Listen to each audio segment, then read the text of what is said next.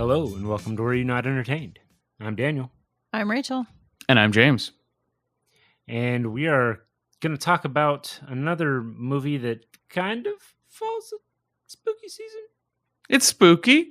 It's not scary. It is not scary at all. No. Yeah.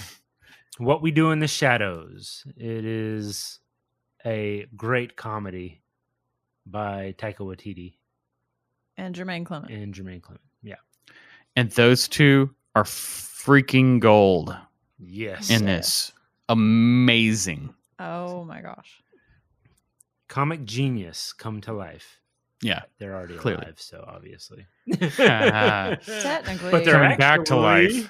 Technically they're dead in They're this. dead. But no, I this is one of my all-time favorite movies in general. By far my favorite, like, spooky comedy. Call it spooky season comedy. Vampire comedy. Yeah. It's incredible. I can laugh myself to tears at least 2 or 3 times during this movie. Yes.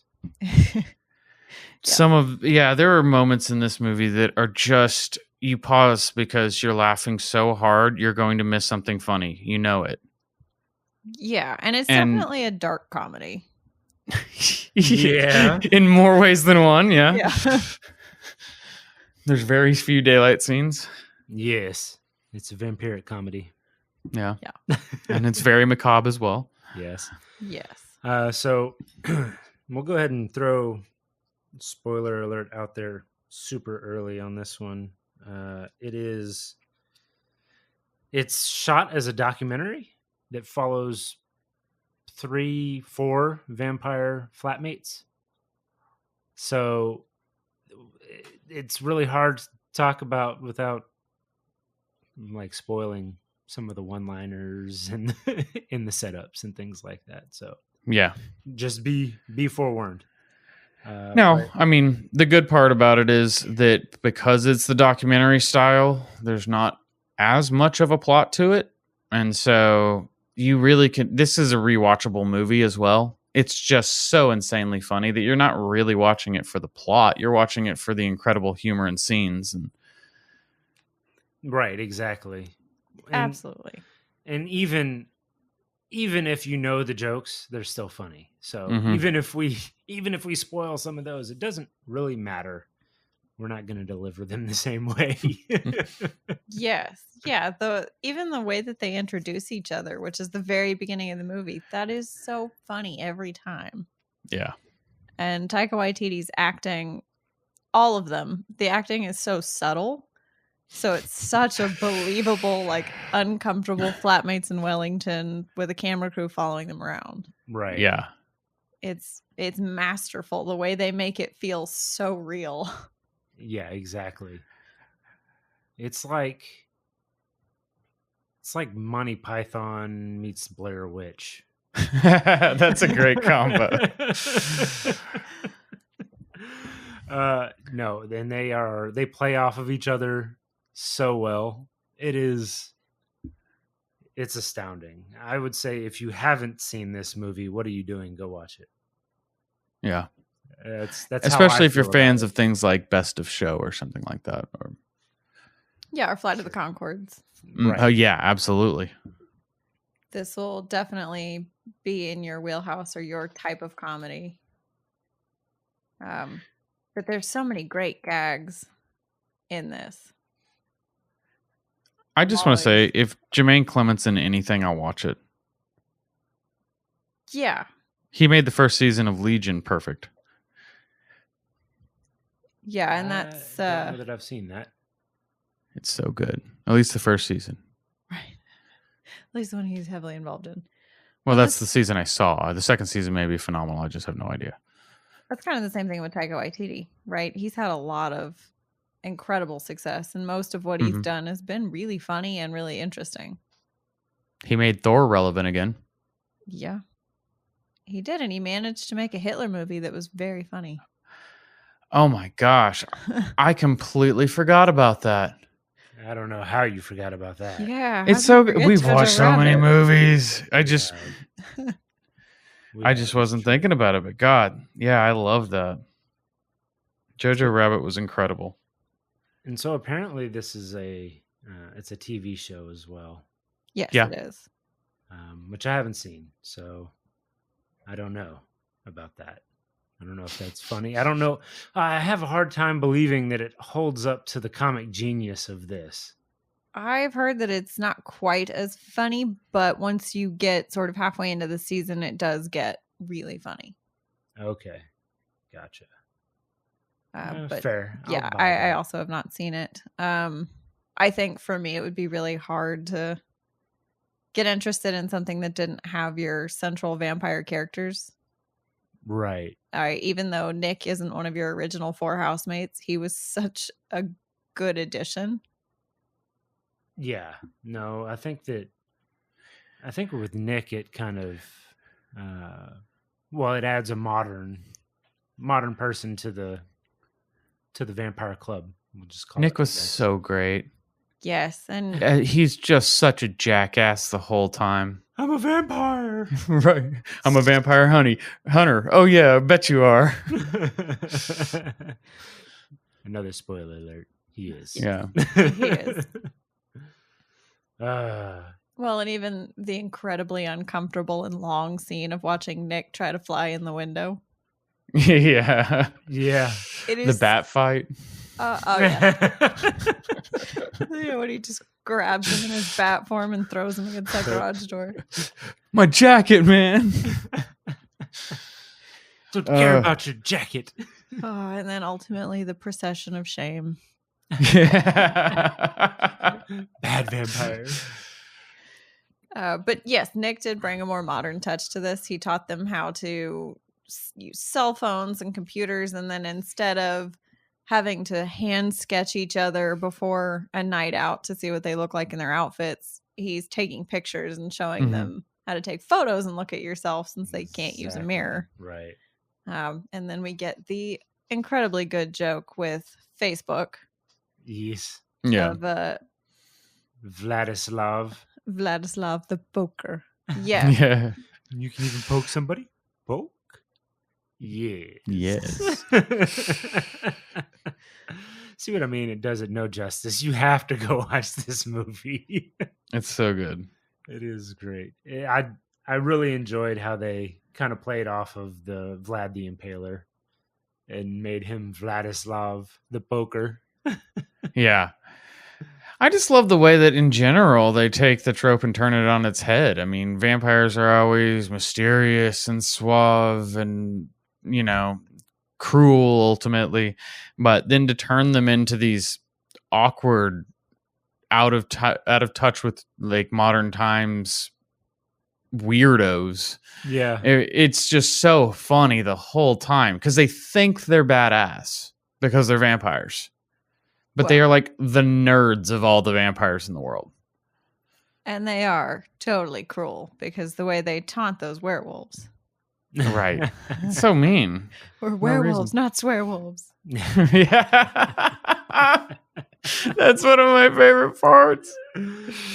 Just everything about the movie is very funny. And, especially the addition of Stu. Yeah. Who's not an actor, who is actually a computer engineer. And his name is Stu. And his name's Stu. Really? Yeah. He's just a personal friend of Taika Waititi. I had no idea. He got no script, no lines. He just had to play off of everyone else. Yeah. That is awesome. It is awesome. Great. He's a great straight man too. Like, wow. He was such a good addition. Well, I'm sure after being friends with Taika Waititi long enough. Fair enough. Figure it out. It's like Taika's been talking to me about these stupid jokes for 3 years, man. Right. I stopped laughing a long time ago. It's not that funny anymore. Yeah, exactly. Reese Darby had a small part, speaking of the werewolves, but man, he's amazing too. Love anything he's in. And even their whole gag behind the beast. Yes. I remember the first time I watched it, I was like, what is the beast? Is there going to be a threat? Oh, it's an ex-girlfriend. Oh, it's his ex-girlfriend. Yeah. That exactly. makes so much sense. And that I don't know why I expected something different. It makes them that much more relatable and funny. Mm-hmm. Because, there's plenty of people that would refer to an ex that same way. And with vampires, you're expecting some horrible, great creature. And no, Right. it's just his ex-girlfriend. Yeah, exactly. Not so much. Who's I actually had to look up when this movie. I'm sorry, what was that, dude? No, go ahead. I was going to say, I actually had to look up when this movie was made because when you end up having, I think it was Nick and Deacon fighting after Peter was killed. Yes. Mm-hmm. I was like, oh my God, which came first, this or Inception? Because they have the hallway fight where they're like running on the walls and the ceilings and stuff. It was Inception first. So, but I was like, if Christopher Nolan stole that scene from What We Do in the Shadows, I would actually like that more. That would be too funny. Yeah. So this was 2014. Mm-hmm. I think it came out. Yeah. So it came out in 2015, but it actually took, I think, 9 years to come to screen. Yeah. That's a long time. Yeah. Labor of trying love. to get this thing made. It only had an estimated budget of just over $1 million. I think this would definitely fall into the cult classic category. I think anybody that I've ever talked to about this movie, either they didn't know what I was talking about or they thought it was hilarious. Yeah, there's two kinds of people in the world: those who love What We Do in the Shadows and those who haven't seen it. Exactly. Yeah, and it's one of those movies that's just endlessly quotable. Yeah. It is, because I use the whole, then more cops will show up and then Christians, and that's the last thing we need here. Yeah. And I love that. That's Made my something cock into a snake. Not cool. Not cool. There's so many lines in this that you can just. I hit a major artery. Yeah. It's a mess. Well, it used to be white. Yeah. The couch. Yeah. That red couch? The red couch? Well, it's red now. Yeah, I do like Viago's entire way of being. He is so funny and so fussy. And when they keep calling him a dandy, like, yep, that's exactly, you could put some towels down. Yeah. Right. We're vampires. We don't put paper or newspaper down. Yeah. Some do. He's just so offended. Yes. Yeah. And when he sits there wearing her silver locket. Yes. That's as long as I can wear that. Yeah, he's just fanning the smoke off his chest. It's very funny. The whole movie. I was too late. I did love it when he comes running down the hall with the bucket of water. I think that was a teapot full of water. Maybe it was. It wasn't a lot of water to put out an entire a vampire small on cauldron. fire. Poor Peter. That he chucks down a hallway. Oh man, it's good. It is. It is. It is. Sorry. We do get carried away with quoting the movie instead of talking about it. And really, that's kind of what this movie's for. Like I said earlier, there's not really a plot. There's a series of events, and it's more about the humorous interactions that this group of vampires have during those events, more than the events actually making any difference. Right. Yeah, it's actually, they're supposed to be doing a documentary about vampires that are part of this secret club that meet up one time a year for, I forget whatever they call the party or whatever that is. Like the undead ball or something like that. Yeah. So like that's the entire point of this whole thing. Yeah. Is that. And then when they get there, you get to meet the zombies and all of that, but they bring a human. So a few of them. Yeah. It wasn't the camera crew. Yeah, exactly. It was. And then they escape no problem with their lives, and only to be eaten by werewolves. Right. Only because they had to go taunt the werewolves on changing night. Right. Yeah. Well, and I do enjoy the fact that they make sure that you don't forget about the camera crew. Mm-hmm. Like, it's not like it's just the camera that nobody's paying attention to. Right. They literally point them out. There's a camera Right. guy there. What about that one over there? Like when the police come in as well. Yes. Yeah, what are all these cameras? You will see nothing weird here. I hope that worked. I'm not very good at hypnotism. This could wear off at any time. Right? It's so good. It is. Yeah, and it is. I mean, it is sort of a lower budget film, obviously, and everything that they shoot looks like someone's home. Mm-hmm. Yeah. When they're at his, Deacon Slave's apartment or whatever, that just looks like her house. It reminds me of Grey Gardens. That old documentary. Yeah. Just that kind of rundown, dilapidated house and like the documentary crew style. Yes, not quite as funny. True.